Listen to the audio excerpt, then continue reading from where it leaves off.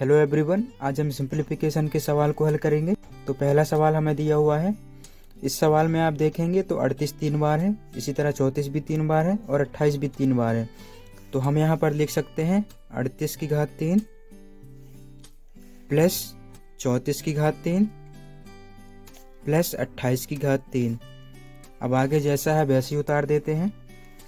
तो यहाँ पर हो जाएगा -3 गुणा 38 गुणा 34 गुणा 28।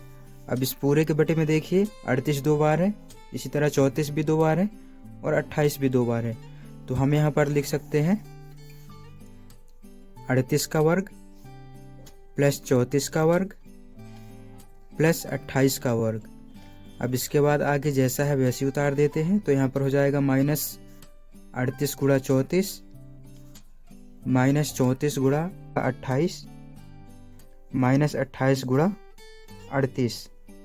अब इसके बाद देखिए ये सवाल एक सूत्र की तरह दिख रहा होगा। वो कौन सा सूत्र है हम यहाँ पर लिख लेते हैं। AQ plus BQ plus CQ minus 3ABC बराबर होता है कोष्टक के अंदर A plus B plus C कोष्टक बंद इंटू में हो जाएगा फिर से कोष्टक के अंदर A का वर्ग प्लस B का वर्ग प्लस C का वर्ग minus AB minus BC minus CA। अब ये वाले भाग को हम इसके बटे में ले आते हैं। तो यहाँ पर हो जाएगा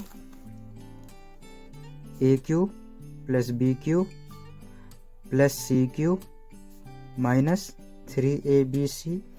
इस पूरे के बटे में हो जाएगा A का वर्ग प्लस B का वर्ग प्लस C का वर्ग minus AB minus BC minus CA। और पूरे के बराबर में क्या है A plus B plus C। अब यहाँ पर देखिए ये जो सूत्र है और ये सवाल है दोनों मैच हो रहे हैं। तो हमें केवल इतना का मान चाहिए। तो इसके लिए सबसे पहले हम यहाँ पर लिख लेते हैं A बराबर 38 B बराबर हो जाएगा 34 और C बराबर हो जाएगा 28। तो हम A B और C का मान रख देंगे। तो यहाँ पर हो जाएगा 38 प्लस 34 प्लस 28।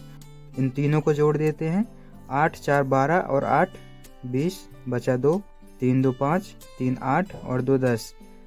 तो यहाँ पर 100 आ जाएगा। तो इस क्वेश्चन का आंसर हो जाएगा 100। अब इसके बाद हमारे पास एक और सवाल है। तो इस सवाल में देखिए 3.75 2 बार है। तो हम यहाँ पर लिख सकते हैं 3.75 का होल वर्ग माइनस 2 गुणा 3.75 गुणा 2.75 प्लस यहाँ पर देखिए 2.75 2 बार है। तो हम यहाँ पर लिख सकते हैं 2.75 का होल स्क्वायर। अब ये सवाल एक सूत्र की तरह दिख रहा है। तो उस सूत्र को हम यहाँ पर लिख लेते हैं। तो A माइनस B का होल स्क्वायर बराबर होता है A square minus 2AB plus B square. तो हमें केवल इतना भाग निकालना है। ये सूत्र इस सवाल से मैच हो रहा है। तो हम यहाँ पर A बराबर लिख लेते हैं 3.75 और B बराबर लिख लेते हैं 2.75। अब इसके बाद A और B का मान हम यहाँ पर रख देंगे। तो यहाँ पर हो जाएगा 3.75 माइनस 2.75 का होल स्क्वायर। अब इसके बाद हम इसे घटाएंगे। तो यहाँ पर 0.75 से 0.75 माइनस हो जाएंगे। अब हमें 3 में से 2 घटाना है।